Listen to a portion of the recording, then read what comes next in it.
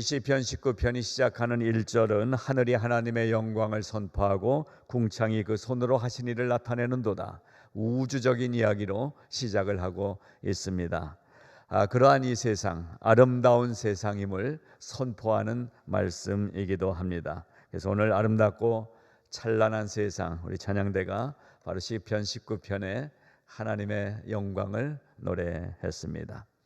다 아는 찬송이죠. 나의 입술의 모든 말과 나의 마음의 묵상이 주께 연락되기를 원하나이다. 나의 입술의 모든 말과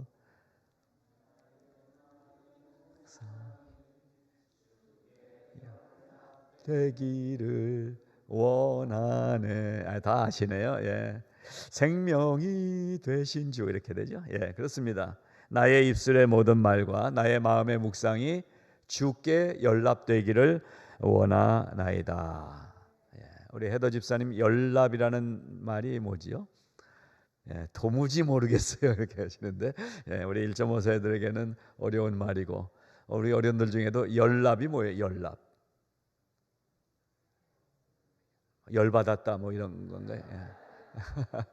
예, 오늘 그러한 말씀을 나누게 됩니다. 연락하다. 하나님이 나를 연락해 주신다. 오늘 메시지의 핵심 단어입니다. 아마 이 시편을 쓴 이 다윗, 하나님을 향한 다윗의 마음을 더 강조하려고 했는지 오늘 이 말씀을 보게 되면 하늘이 하나님의 영광을 선포하고 궁창이 그의 손으로 하신 일을 나타내는도다, 이렇게 시작하면서 마지막 14절에는 나의 반석이시오 나의 구속자이신 여호와여, 이렇게 시작을 하고 있습니다. 우리가 찬양은 나의 입술의 모든 말과 이렇게 가사가 시작됐는데, 이 찬양의 원래 시는 14절 나의 반석이시오 나의 구속자이신 여호와여 라고 시작을 하고 있습니다. 뭐가 다를까요? 먼저 선포를 하는 것입니다. 나를 받아주실 하나님, 그분은 누구시냐? 그분은 내 인생의 반석이시고, 그리고 나를 구원해 주신 구속자이십니다. 선포하고 있습니다. 다윗이 이 얘기를 하고 싶었던 거예요. 그래서 열납이 뭐냐? 기쁠 열자예요. 희열을 느끼다 할 때 그 기쁠 열자, 납은 헌납하다, 드리다 이라는 뜻입니다. 기쁘게 받아주신다라는 뜻입니다. 하나님이 우리를 기쁘게 받아주십니다. 우리 편에서 보면 우리를 받아주시는 분이 누구시냐? 내 인생의 반석이시고 나를 구원하신 구속주이신 여호와 하나님이시다. 이 고백을 선포하고 있는 말씀을 우리가 본 것입니다. 자, 구속이라는 말과 생명이라는 말은 서로 직결되는 말입니다. 구속, 구원, 이 말이 생명하고 연결된 것입니다. 그러니까 교회 오니까 구원받으라 그러는데, 구원이 무엇입니까? 구속입니다. 죄로부터 대속해 주셨다라는 뜻이에요. 즉 구원을 받아야 되는데, 구원받는다는 것은 생명을 얻었다라는 말인 거예요. 그러니까 우리가 살면서 제일 중요한 게 무엇입니까? 돈, 건강 다 중요하지만 가장 중요한 건 사느냐 죽느냐 아닙니까? 구원을 받아야 산다는 거예요. 구원을 받지 못하면 죽음이라는 거예요. 오늘 이 말씀은 바로 우리가 구속받은 자로서 나의 구속자이신, 나의 생명의 주인이 되신 하나님께 내가 찬양을 드리며 내 삶을 드리오니 주님 나를 기쁘게 받아주세요, 이러한 뜻인 것입니다. 하나님 나를 받아주세요. 현대를 우리가 지났습니다. 포스트 모던 시대라고 합니다. 그리고 이미 포스트 모던 시대를 지나서 더 다음 단계, 그 다음 단계가 물밀듯이 밀려오고 있는 시대에 살고 있습니다. 그러니까 우리가 현대자동차, 저희 집에도 현대자동차가 하나 있단 말이에요. 소나타가 있단 말이에요. 그렇죠? 근데 현대, 우리 현대하면 어떤 뜻으로 알고 있습니까? 이전 거보다 훨씬 발전된 거, 최고로 앞장서 있는 게 그게 현대라는 시대잖아요. 고대, 중세, 근대를 지나서 현대가 됐다, 현대화가 됐다. 근데 이제는 현대가 지난 시대예요. 그 현대자동차 저 이름 바꿔야 될 것 같아요. 지나간 시대예요. 지금은 포스트 모던, 현대 후 시대를 우리가 사는 거죠.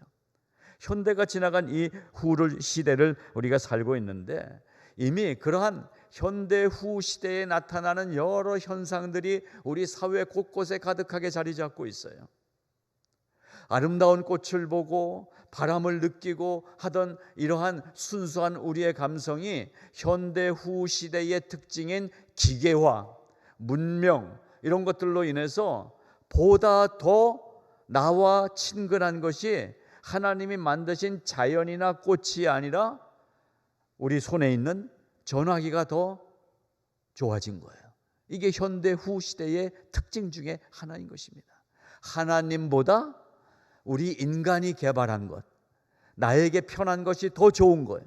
이게 우리가 살고 있는 이 시대의 특징인 것입니다. 그러니까 우리가 이러한 시대에 살면서도 사람을 사랑할 수 있다는 것은 엄청난 일을 우리가 하고 있는 것입니다. 여러분, 옆에 분이 사랑스러우십니까? 보시라고요. 예, 알겠습니다. 예, 보기 싫으면 안 보셔도 됩니다. 예. 여러분을 탓할 수는 없어요. 시대가 그렇게 됐어요.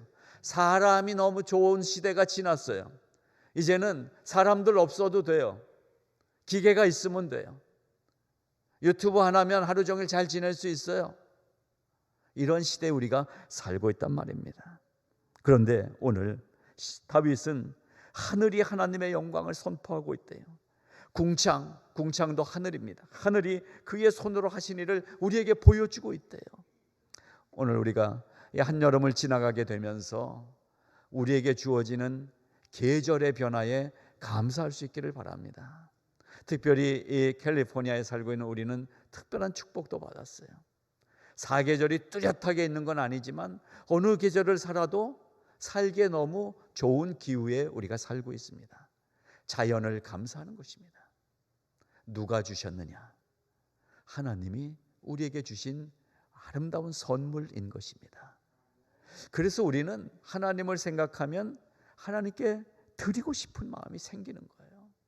하나님께 나의 가진 것들을 다 드리고 싶은 거예요. 왜? 나에게 이렇게 좋은 것을 다 주신 분이니까. 그러한 하나님에게 우리에게 드려지는 이 마음을 하나님이 기쁘게 받아주시기를 원합니다. 오늘도 그러한 마음으로 이 말씀을 나누는 것입니다. 이 시대에도 여전히 필요하고 중요한 것은 무엇일까요? 사람들이 좋아하는 컴퓨터, 이 전화기, 유튜브, 어떤 놀라운 인공지능 로봇, 이런 것들이 우리의 호기심을 자극하지만 시대가 아무리 바뀌어도 우리에게 가장 좋은 것은 하나님의 말씀이어야 된다는 사실을 가르쳐주고 있습니다. 하나님의 말씀이 가장 좋습니다. 이 고백이 우리에게 있기를 바라는 것입니다. 그러면 이 말씀을 믿는 우리의 기독교 신앙은 도대체 어떤 신앙인가? 무엇인가? 남묘호랭개교라는 일본에서 만들어진 신앙이 있더라고요. 알게 모르게 한국에도 많이 들어와 있대요. 아주 단순해요. 남묘호랭개교, 이거를 계속 반복하는 거래요. 집안에 이런 촛불 같은 거 놓고 남묘호랭개교, 남묘호랭개교, 남묘호랭개교, 남묘호랭개교 하면 병이 낫고, 놀라운 것은 여러분, 병 아픈 사람이 남묘호랭개교를 한참 하다 보니까 병이 낫을까요? 안 낫을까요? 병이 낫단 말이에요. 이게 우리가 착각할 수 있는 근거예요. 불교는 나무아미타불 관세음보살, 이 한마디로 평생 살아요. 그냥 남묘호랭개교로 살고 또 나무아미타불 관세음보살로 살고, 그리고 우리 할머니들 옛날에 정한수 떠놓고 뭐라고 살았습니까? 비나이다로 살고. 우리 기독교 신앙은 뭐가 다른 것이냐? 그거 하나 부르면서 엎드려서 정성을 다하니까 병도 낫는데. 그 아까 질문에 답을 드리면 남묘호랭개교를 외우든지 나무아미타불 관세음보살을 하든지 병이 나을 수도 있고 안 나을 수도 있는 거예요. 그럼 우리가 사용하는 할렐루야, 아멘, 주여 열심히 부르면 병이 나았다, 안 나았다? 그렇죠. 병이 나을 수도 있고 안 나을 수도 있어요. 근데 우리가 착각하는 게 뭐냐 하면 교회 와서 열심을 다하면 하나님이 다 해준다라고 생각을 합니다. 만사형통이라는 거예요. 처음에 그렇게 전도를 하니까 전도받아서 오신 분들이 이제 교회 왔으니까 이제 다 깨끗해질 거야, 문제 다 해결될 거야, 우리 집이 만사형통할 거야 이랬는데 1년 지나고 2년 지났는데도 여전히 그러고 사니까 에이 이거 뭐야, 그리고 떠나더라는 거예요. 여러분, 만사형통하게 하려면은 어딜 와야 돼요? 교회 온다고 만사형통되지 않아요. 제가 가르쳐 드렸잖아요. 빨리 형한테 가라고 그랬잖아요. 형한테 가야 통한다는 거예요. 형이 없는 분 저한테 오세요. 제가 형 해드릴게요. 만사형통하려면 교회 오는 게 아니에요. 교회 오면 하나님을 만나는 거지 내일이 다 해결되는 게 아니라는 말이에요. 오늘 이야기가 이렇게 진행이 됩니다. 그래서 저는 이 말씀 속에서 그러면 도대체 우리는 뭘 믿는 것이고 왜 교회를 와서 예배를 드리는 것일까? 그 비밀이 성경 말씀 속에 있습니다. 그래서 이 말씀을 우리가 배우고 듣고 읽고 쓰는 것입니다. 요즘 제가 하나님 앞에서 기도하면서 지난 주간에는 더 강력하게 이런 생각을 주시는 거예요. 우리가 지금 쓰고 있는 성경 쓰기, 교도소 선교하는 조성도 목사님이 오셔서 몇 번 보시고 그 원고를 다 달라고 그래서 다 드렸어요. 그걸로 책을 만들어서 교도소 안에 있는 재소자들에게 스페니쉬로, 영어로 그걸 책으로 만들어서 보내려고 그래요. 그 뉴오프 미션 안에 인쇄기도 다 준비해 놓으셨잖아요. 지금 책을 막 찍어요. 여러분, 그 책은 어떤 책이 될까요? 성경 뭐 찾으라는 것밖에 없는 아주 쉬운 책이에요. 그 책을 교도소에 보내겠다는 거예요. 재소자들이 성경을 찾아서 쓸 수 있게. 교도소 선교하시면서 재소자들처럼 환경이 되면 다 예수 잘 믿을 것 같다 하는 생각을 하게 돼요. 우리도 교회 들어오면 다 묶어놓고 앉혀갖고 성경 쓰기 시켜야 될 것 같아요. 밖에 못 나가게 해놓고. 교도소 선교는 그런 의미에서 황금어장이라고 말씀하시더라고요. 여러분, 제가 오늘 여러분에게 이따 카톡으로 보내드릴 거예요. 그 책을 만드시면서 앞에다가 그 안내처럼 몇 마디 좀 써달라고 그러시더라고요. 제가 이렇게 쓰면서 우리 성도들 생각을 했어요. 하나님의 말씀은 살았고 운동력이 있다는 말을 믿으십니까? 다른 사람들은 다 아는데 나만 모른다면 답답한 일이지요. 그러나 다른 사람들은 모르는데 나는 분명히 체험한 일이라면 당당하고 자신감이 있지요. 우리 믿음이 그런 것입니다. 우리의 믿음은 바로 말씀 체험으로부터 나오는 것입니다.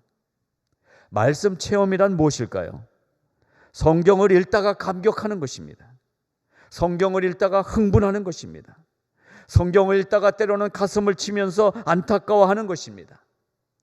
내가 가진 성격과 내가 하는 지식과 내가 원하는 마음에 의해서 의지적으로 확인하는 것이 믿음이 아니라 성령의 감동하심이라는 특별한 은혜의 방법으로 뭔가 나의 변화가 확인되게 하는 것이 말씀 체험의 비밀이요 능력입니다. 그러면서 이렇게 썼어요. 재소자들이 볼 책의 맨 앞장에 쓴 내용이에요. 우리는 지금 여기서 성경 쓰기를 통해 말씀을 만납니다. 찾아서 쓰기 아주 간단하고 쉬운 일입니다. 그런데 찾아 쓰기를 통해서 삶이 변하는 사실을 믿으시기 바랍니다. 지시된 성경 규절을 찾기 위해 뇌와 눈이 운동하고 손가락이 움직이고 정신이 집중됩니다. 그리고 쉬운 일을 따라하는 것은 순종이 없이는 되지 않는 일입니다. 내가 할 수 있는 힘이 100인데 10 정도의 힘만 쓰는 일을 하라고 하면 어떨까요? 아마 수학의 미적분을 풀 수 있는 대학생에게 5 더하기 3을 풀라고 하면 무시당한다는 생각과 쓸데없는 일을 시킨다고 반감을 가지는 것 같은 마음을 가질 수 있겠지요. 그러나 우리는 이 성경 쓰기 노트를 펼치며 먼저 겸손을 배우는 것입니다. 순종을 배우는 것입니다. 말씀을 펼쳐놓고 묵상하는 최소한의 나의 의지도 내려놓습니다. 그냥 성령이 일하실 것입니다. 그 어떤 신학 교재보다도 세밀하고 예리하고 폭발적인 말씀 자체가 가진 힘이 우리를 인도해 가시는 것을 경험하게 될 것입니다. 하나님의 말씀은 살았고 운동력과 생명력이 있습니다. 여러분이 펜을 들 때 그 역사는 이미 시작된 것입니다. 아멘. 여러분을 축복합니다. 지금 미 전국의 수많은 교도소 안에 있는 재소자들에게 보낼 성경 쓰기 노트의 앞장에 써 있는 글을 읽어드렸습니다. 이 글을 저는 우리 성도들에게도 이따가 보내드릴 것입니다. 손 한번 들어보시겠어요? 손이 이렇게 움직이시는 분, 내리시고, 머리 한번 이렇게 해보시고, 잘 되십니까? 여러분에게 뭐가 있는 것입니까? 자유가 있는 거예요. 자유. 그런데 제가 볼 때 어떤 분은 꼼짝 못하고 있어요. 손 들라고 그러는데 손을 못 들어요. 고개를 움직이라고 하는데 이게 안 돼요. 그 뭐예요? 죄에 묶여 있으면 마음이 움직이지 않는다는 거예요. 죄에 묶이면 교도소에 갇혀 있는 사람보다 더 불쌍한 사람인 것입니다. 그러니까 이 성경을 쓰는 일은 재소자들보다 더 필요한 사람이 살아 돌아다니는 우리들이에요. 그것도 대충 교회 생활을 알고 대충 성경 들어서 알고 있는 나 같은 사람에게 필요한 거예요. 하나님이 성경 쓰기를 통해서 어제 강력하게 저에게 말씀해 주셨어요. 내가 너에게 성경 쓰라고 하는 게 성경 찾아서 외우라고 너를 고달프게 하려고 그러는 거니? 아니다. 나는 너의 순종과 겸손을 원한다라고 말씀해 주시는 거예요. 그 제가 여러분 오늘 용서하고 좀 들으시기 바랍니다. 여러분의 24시간 중에 한 10여 분만 내면 성경 몇 절을 충분히 찾아 쓸 수 있습니다. 내가 장로인데, 내가 권사인데 시시하게 성경 몇 줄이나 찾아 쓰라는 이 유치한 방법. 어제 제 마음속에 하나님의 드리는 기도와 찬양과 말씀에 대해서 계속 강권하시는 마음을 느끼게 됐어요. 기도에 대해서는 기도하는 시간, 물리적인 시간을 내라고 말씀하시는 거예요. 제가 기도를 어떻게 하던 사람입니까? 저는 24시간 기도하는 사람입니다. 이렇게 까불었던 사람이라는 얘기예요. 집사람이 기도하자고 그러면 난 늘 생각하고 기도하고 운전할 때도 난 기도하고 기도 맞아요. 그러나 여러분에게 권면드립니다. 하루 24시간 중에 시간을 구별해서 물리적인 시간을 떼어서 기도하시기 바랍니다. 5분을 정해도 됩니다. 10분을 정해도 됩니다. 아침 첫 시간을 정해도 됩니다. 잠자기 바로 전 시간을 정해도 됩니다. 하나님과 나만의 시간을 꼭 가지시기를 바랍니다. 이것이 축복의 길이기 때문에 어제 강력하게 하나님이 제 마음속에 감동을 주셨기 때문에 다시 한번 말씀드립니다. 이렇게 유치한 얘기를 여러분에게 드리고 있는 거예요. 여러분, 기도의 시간을, 물리적인 시간을 꼭 내십시오. 여러분이 다 저 같은 삶을 사는 분이 있다고 생각하기 때문에 지금 말씀드리는 거예요. 제가 어떻게 빠져나갈지도 다 알아요. 식사 시간 3번 정하면 되지. 철저하게 하루 3번 하는가 기도했대요. 하나님께 기도했대요. 제가 그것도 좀 귀찮아지니까 1번, 2번, 3번을 정해놓은 거예요. 점심 먹으러 가서는 사람들이 보고 그러니까 하나님 2번 점심 기도는 2번입니다. 저녁에는 3번입니다. 이러고. 여러분, 하나님 앞에서 요령 피지 말자라는 얘기 부탁드립니다. 이번 주부터 하루에 정 안 되는 분은 1분이라도 정하시고 그 시간만큼은 정말 내 앞에 지금 살아계신 하나님, 내 기도를 들으시는 하나님, 이 아름다운 천지를 실제로 창조하신 하나님이 나만을 위해서 지금 내 앞에서 내 얘기 한마디 들으려고 기다리고 계신다는 마음으로 1분의 시간을 하나님 앞에서 물리적으로 떼어보시기 바랍니다. 하나님이 만나 주실 것입니다. 말씀도 그렇습니다. 우리가 쓰기를 합니다. 저는 우리 모든 시작했던 분들이 여기저기 떨어져 나가고 잘하는 목장도 있지만 이제는 안 하시더라고요. 다음 주가 맥주 감사 주일입니다. 지난 한 해 동안, 반년 동안을 감사하는 주일입니다. 다시 한번 감사가 회복되시기를 바랍니다. 하나님께서 강력하게 우리 교회의 부흥을 말씀하세요. 그래서 저는 그래도 마음속에 기대했어요. 와, 사람들이 몰려오겠구나. 하나님의 제 뒤통수를 치시더라고요. 사람 오는 게 부흥이 아니라 네 심령이 뜨거워지는 게 부흥이야. 수천 명이 모여도 네 마음이 냉랭하면 그게 무슨 부흥이냐라는 거예요. 저는 이 자리에 함께 있는 여러분들이 개인의 부흥을 경험하시기 바랍니다. 목사가 이 얘기 안 하면 평생 교회 다니면서도 하나님을 어디서 만나겠어요? 여러분, 우리가 하나님 앞에 나온다는 것은 그냥 주일에 얼굴 보기 위해서 나오는 게 아니잖아요. 뭐예요? 생명 얘기했잖아요. 구원, 살아야 되기 때문에. 먹고 사는 건 살지만 죽으면 어디로 가게 될 거예요? 영원한 생명을 교회가 가르쳐줘야 된다는 거예요. 기도의 시간을 내십시오. 말씀을 쓰는 시간을 내십시오. 압니다.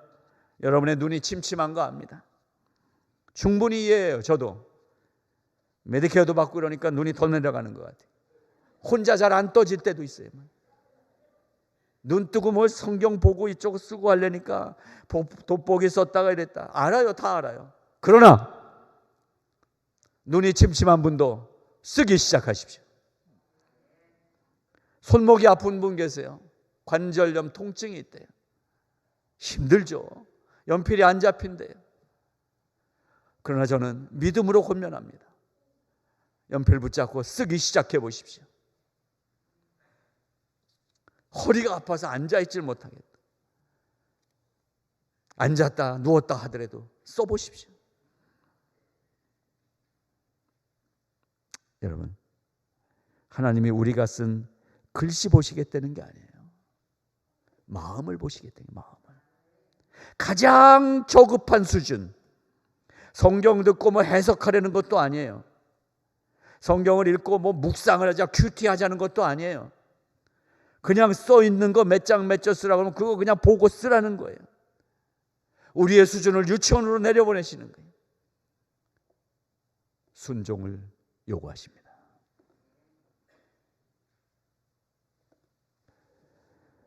안타까움으로 하나님께서 우리를 기다리고 계십니다. 저는 목자들께서 권면하셔서 목장 식구들이 다 써나가게 되시기를 바랍니다. 성령이 역사하실 것입니다. 고쳐주세요. 고쳐주세요. 순종하면 하나님이 고쳐주십니다. 열려주세요. 열리게 해주세요. 갑갑한 마음 순종하면 하나님이 열어주시는 것입니다. 믿음의 비밀은 신비합니다. 하나님이 우리의 믿음을 보신다고 그랬어요. 보시고. 여러분, 우리의 믿음을 하나님께 보여드릴 만큼 됩니까? 저는 이제 교회 온 지 얼마 안 돼 갖고요. 교회 온 지 얼마 안 됐다가 죽으면 그럼 지옥 가겠습니까? 오늘 하나님을 만나는 거예요. 하나님은 입학시험 제도를 마련해 놓지 않았어요. 마음으로 믿어 의에 이르고 입으로 시인하여 구원에 이르는 거예요. 우리에게 결정권을 맡겨주셨어요.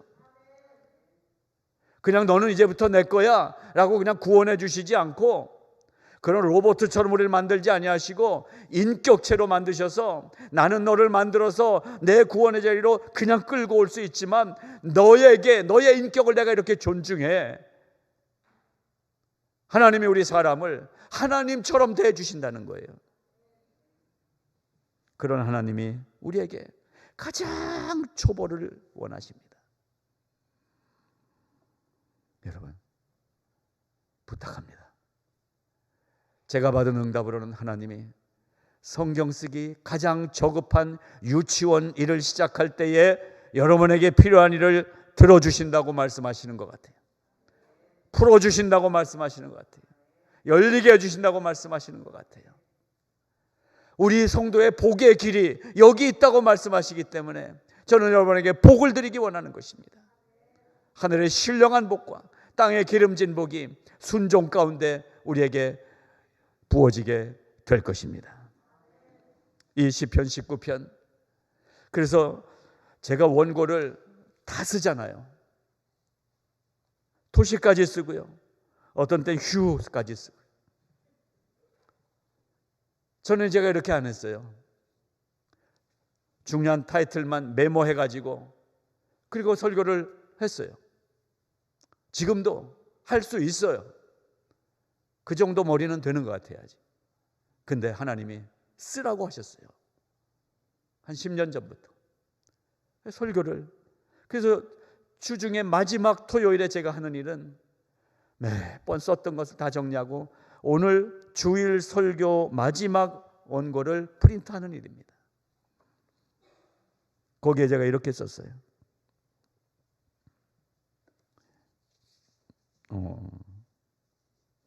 하다 보니까 어디로 갔네.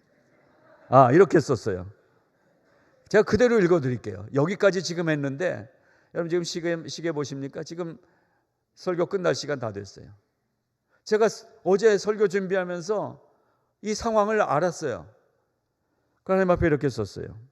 지금 이 성경 쓰기에 대해서 쭉 얘기하다가 하나님이 우리가 쓴 글씨 보시겠다는 게 아니에요. 순종을 보시겠다고 말씀하셨어요. 여러분, 이런 말을 제가 언제 했습니까? 근데 어제도 설교 온 거 쓰면서 지금 이 얘기가 너무 길어져요. 하나님, 본문 빨리 설교해야지요 하는데 이거 다 말하라고 하셨어요. 그야말로 안타까움으로 강권하라고 하셨어요. 기적이 일어날 것입니다. 이렇게 썼어요. 이거 안 읽어주고 지금 제가 이 얘기를 해야 되는 건데 읽은 거예요. 지금. 오늘 본문의 내용, 설교 내용이 결국은 지금까지 얘기들이 이 얘기하는 거예요. 설교는 매주 여러분들이 한없이 들을 수 있어요. 근데 오늘은 특별히 성령께서 이걸 강조하고 계세요. 저는 오늘 엄장섭 성도님, 큰아드님, 며느님, 또 두 손녀가 이렇게 같이 예배드리게 해서 너무 감사해요. 제가 알았던 정보에는 교회 안 다니는 걸로 알았는데 LA 한인타운의 새누리교회 어려서부터 다 이렇게 오랫동안 신앙생활 잘 하고 계시네요. 그 아이들도 교회 학교 다 보내고 어쩐지 오늘 얼굴 보니까 달라요. 벌써 얼굴 분위기가. 여러분, 설교는 어디 가서 들을 수도 있고 유튜브 열면은 너무 귀한 설교들이 많아요. 그러나 우리가 뭘 들어야 되느냐, 사느냐 죽느냐의 얘기를 다시 들어야 되는데 성령께서 강력하게 말씀하세요. 첫 발을 내디디면 성령을 부어주리라 그러셨어요. 교회에 성령을 부어주리라. 말씀을 쓸 때에 성령을 부어주리라. 하늘의 문을 열어주리라. 우리 함께 순종할 수 있기를 바랍니다. 그리고 이제 이렇게 썼어요. 이제 본문 말씀을 대폭 줄여서 요점을 말씀드리겠습니다. 요점 정리 한 5분 만에 해드리겠습니다. 시편 19편은 어마어마한 규모로 펼쳐진 본문입니다. 하늘, 궁창, 온 땅, 세상 끝까지, 이 끝에서 저 끝까지 이러한 단어들을 통해서 우주가 등장합니다. 그리고 나서 7절부터 하나님의 말씀에 대해서 그 말씀의 정체성, 말씀의 내용, 말씀의 DNA가 무엇이냐, 그리고 말씀이 어떻게 일하시느냐에 대해서 선포하면서 마지막 14절에 이러한 대우주의 주관자이신 하나님의 말씀이 허물과 죄로 죽은 나를 살려내셨습니다 라고 설명하면서, 그러기 때문에 나의 인생의 단단한 반석이시오, 내 모든 인생의 영원한 생명의 구속자이신 여호와 하나님께 내 입으로 하는 모든 나의 삶의 말과 내 마음속에서 생각하는 묵상하는 모든 감사를 올려드리오니 연락하여 주시옵소서. 이렇게 다윗이 이 시편을 마무리하고 있는 것입니다. 이것이 오늘 설교의 말씀입니다. 여러분, 하나님을 의심할 수 있어요. 경험이 없으면, 체험이 없으면. 그러나 말씀을 펼치고 순종하는 자에게 하나님은 하나님이 누구신지 밝히 보여주시더라는 것입니다. 많은 우리 신앙의 선배들이 공부했기 때문에 하나님을 만난 사람은 많지 않아요. 성경 공부하다가 하나님을 만나는 사람도 있지만 전혀 하나님에 대해서 들어보지도 못했는데 하나님이 만나주시는 사람도 많더라는 것입니다. 여러분, 하나님은 살아계신 하나님이십니다. 하나님은 남묘호랭개교 신이나 부처의 같은 그러한 신이나 어떤 우리 뒷뜰에 정한수 떠놓은 자리에 새벽마다 오는 그 조상 신이라고 다른 분이신 거예요. 하나님은 유일하신 하나님이십니다. 이것을 믿는 것이 우리의 믿음인 것입니다. 우리의 성경 지식도 이 믿음이 없으면 지식이 아닌 거예요. 신학 박사가 이걸 얘기를 안 하더라고요. 그 박사는 어떤 박사인지 아세요? PhD예요. Permanent Head Damage가 온 사람이. 우리는 PhD 학위가 없어도 믿음 때문에 하나님 나라의 박사와도 같은 존재가 되는 것입니다. 여러분, 아무것도 할 줄 모르는데 5 더하기 3을 이 나이가 돼서 하고 있으면 사람들이 조롱해요. 그러나 박사님이 그거 풀고 있으면 신기해서 뭐가 있나 보다 하고 들여다볼 거예요. 우리가 이 유치한 성경 쓰기 하고 있으면 사람들이 도대체 뭐 하는 걸까 궁금해할 거예요. 사탄 마귀도 아니 장로님인데 겨우 저거 성경 받아쓰기 하고 있어, 이 교회는 뭐 이상한 거 하나 봐 하고 얘네들이 와서 구경하러 올 거예요. 여러분, 하늘이 하나님의 영광을 선포하고 궁창이 그의 손으로 하신 일을 나타내는도다. 이 말씀 속에서 첫째, 오늘 하나님의 영광은 충만하다. 오늘 제가 드리는 3가지 얘기입니다. 첫째, 하나님의 영광은 온 우주, 하늘, 궁창 위에, 땅 위에, 이쪽에서 저쪽까지 충만하다. 이것이 오늘 첫 번째 선포되는 다윗의 메시지인 것입니다. 이것을 선포하며 사시기 바랍니다. 아침에 일어나서 이 아침을 선포하십시오. 창문을 열고 들어오는 이 차가운 새벽 공기의 상쾌함, 이 상쾌함 가운데 하나님을 찬양하십시오. 이것이 바로 여호와 하나님의 영광은 충만하다라는 선포인 것입니다. 여러분의 삶이 하나님의 영광으로 충만하게 임하시기를 바랍니다. 두 번째로, 여호와의 율법은 완전하다라는 것을 다윗이 선포하고 있습니다. 여호와의 율법은 완전하다. 그래서 여기서 여호와의 율법은 완전하며 또 여호와의 증거는 확실하며 여호와의 교훈은 정직하며 여호와의 계명은 순결하다라고 풀어서 4가지로 얘기하고 있는데, 이것이 바로 우리가 지금 읽고 있는 여호와의 말씀인 것입니다. 그래서 바로 이 부분을 읽다가 성경 쓰기에 대해서 강조해야 되겠다 제가 생각이 든 거예요. 여호와의 말씀은 완전하고 우리를 영혼을 소성시킨다는 것은 무슨 말입니까? Return, turn back 이런 뜻도 갖고 있어요. 죽었던 자리에서 돌이켜지게 한다는 거예요. 낙심한 자리에서 일어나게 해준다는 거예요. 바로 이 말씀이 그러한 일을 한다는 것을 지금 시편 기자가 얘기하고 있는 것입니다. 그래서 꿀과 송이꿀보다 더 단맛을 느끼게 해 주신다고 말씀하십니다. 자, 두 번째는 뭐예요? 여호와의 말씀은 완전하다. 이것이 오늘 두 번째 메시지인 것입니다. 마지막 세 번째 결론의 메시지는 내가 주께 연락되기를 원합니다. 이것입니다. 오늘도 우리의 기도가 내가 주님께 연락되기를 원합니다. 이 기도를 드리시기 바라는 것입니다. 그래서 우리는 세 가지 한번 따라해 보시겠습니다. 하나님의 영광은 나에게 충만하다. 하나님의 말씀은 나에게 완전하다. 나를 주께 드리오니 나를 받아 주시옵소서. 나를 받아 주시옵소서. 이 세 가지, 이것이 오늘 메시지 핵심인 것입니다. 결론은 그러니까 무엇입니까? 나는 나의 삶의 든든한 반석이시고 내 영혼의 구원자가 되시는 하나님을 찬양하며 살겠습니다 라는 철저하고 확신한, 변치 않는 고백의 찬양의 삶을 하나님 앞에서 살겠다는 다짐을 하자는 것입니다. 오늘 이 시편 19편 말씀은 다시 한번 집에 가서 읽어보시기 바랍니다. 읽으면서 소리내서 크게 외쳐보시기 바랍니다. 맨 마지막 절, 맞습니다. 내 반석이 하나님이십니다. 내가 모아놓은 돈 위에 서 있는 것도 아닙니다. 내가 관계 맺고 있는 많은 인맥 위에 서 있는 것도 아닙니다. 하나님이 나의 반석이십니다. 그 하나님이 나를 구원해 주십니다. 나는 영원한 생명을 얻었습니다. 자신감 있게 선포하시기 바랍니다. 그러니까 내가 하는 모든 말들과 내가 생각만 하고 있는 것들까지도 하나님이 다 기쁘게 받아 주시옵소서.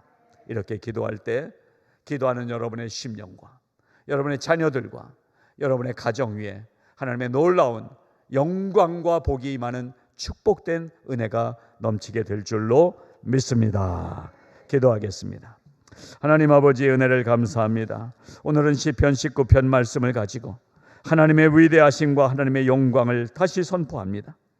그것을 가르쳐 주시는 하나님의 말씀이 한 점 한 획도 버릴 것이 없이 완전함을 선포합니다. 그리하여 그 말씀을 믿는 내가 그 말씀으로 나를 구원해 주시고 내 모든 인생의 삶의 반석이 되어 주심을 감사하면서 내 입의 말과 마음의 묵상이 주님 앞에 연락되기를 원하나이다. 기도하며 간구하며 고백하며 선포하는 성화의 성도들의 심령들마다 충만하게 은혜로 덧입혀